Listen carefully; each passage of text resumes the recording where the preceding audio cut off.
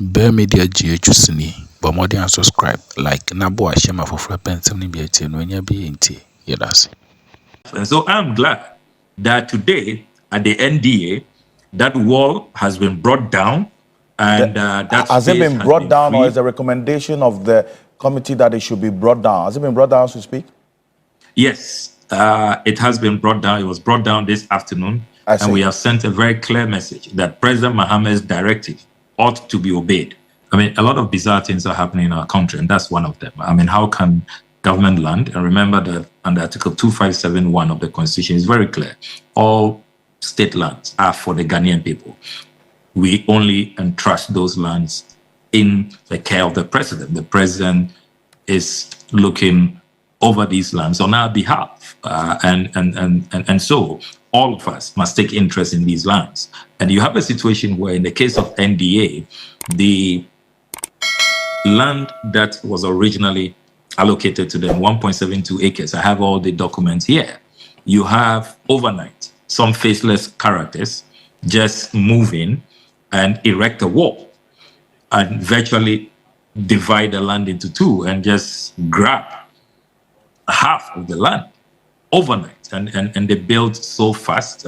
They tell me that they did this on the 2nd and the 3rd of January after the elections, took advantage of the transitional period between the elections and the inauguration of the new president and erected that wall. I can confirm to you this evening that following the recommendation we made to President Mohammed's Security Committee, they have moved in this afternoon to bring down those walls. And we have made clear that President Mohammed's directive must be obeyed. President Mohammed has said that the Lands Commission should stop. There must be an immediate cessation of all allocation of lands, all perfection of title, all of those shenanigans going on under the cover of darkness, just to continue with the state capture. President Mohammed is saying that no more state capture. Enough is enough. No bungalow is being sold. No state land is being sold. No state hotel is being sold. Everybody should back off. And the Lands Commission has been directed within 14 days to present a comprehensive report to the Office of the President on the status of all public lands and the public lands that they have sold. Remember that we in Parliament, over the past 5 years and more, have been demanding a report from this Akufo-Addo Bawumia government, from the Lands Ministry, and time without number. The Lands Minister, the former Lands Minister, the Honorable Samuel Abu-Jinabo, has failed, blatantly failed, in utter disregard, a very contemptuous conduct.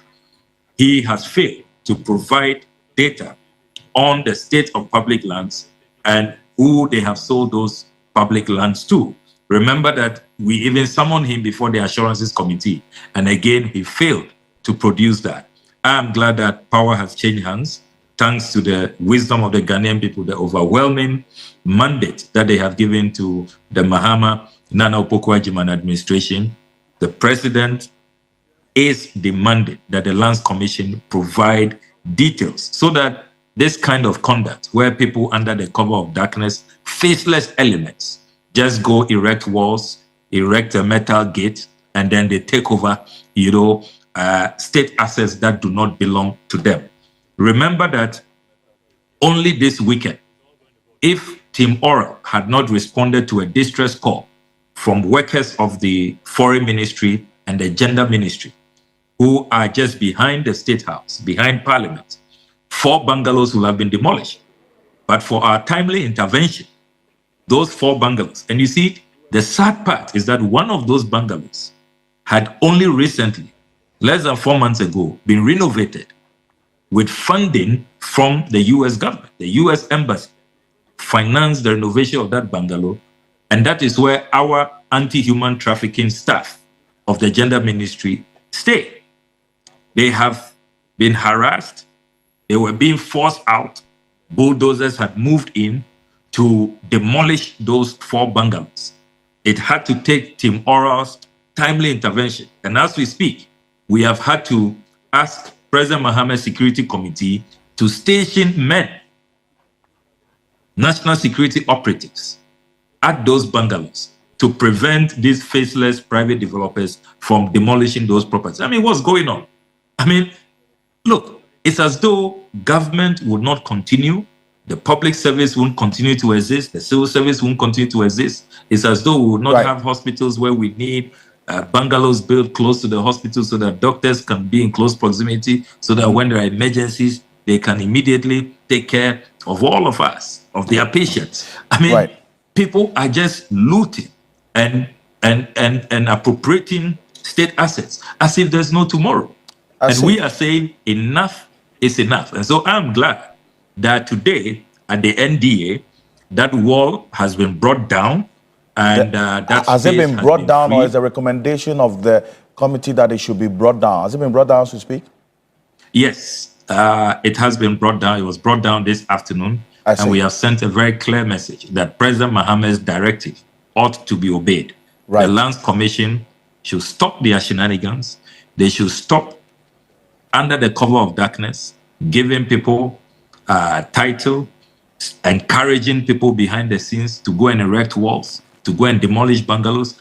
As we speak, only this evening, I got another distress call at the airport residential area close to the Chinese embassy. Another demolition has taken place this evening of a bungalow. I mean, what is happening? What's happening in this country? You know, why is it that people come into public office? Article 257 says, protect these state assets for the people. Let me read it. All public lands in Ghana shall be vested in the president on behalf of and in trust for the Ghanaian people. On behalf of and in trust for the Ghanaian people. It's not for you. It's not for your cronies. It's not for your political appointees. I mean, look at what we put out only yesterday. Cantonment's land, where even if you have $1 million, you struggle, I mean, to get one. These politically exposed persons, political appointees, direct political appointees of the president, the NIB boss, Nana Atubra Kweku, pays a paltry 160,000 cedis. And who will be putting out another document? Written earlier that communication was not true. Because he has been exposed, and I'm sure that he would not ever attempt to discredit the credibility of oral and to mislead the Ghanaian people. He probably thought that we didn't have all the documentation on that land purchase. I mean, I wonder if you can describe it as a purchase. I mean, that was clear sweetheart deal, you know, a total rape of our state land. I mean, how on earth conservative valuation of that land is not less than $700,000? How on earth does anybody pay 160,000 Ghana cedis for that? I mean, not even dollars. Talk to people who are even struggling to buy land in less prime areas, like Bokobi, Ebri, Chado, even come to North Tongue. I mean, if you even have $200,000, you'll struggle, you know, to find favor with sellers. I see. And 160,000 cedis.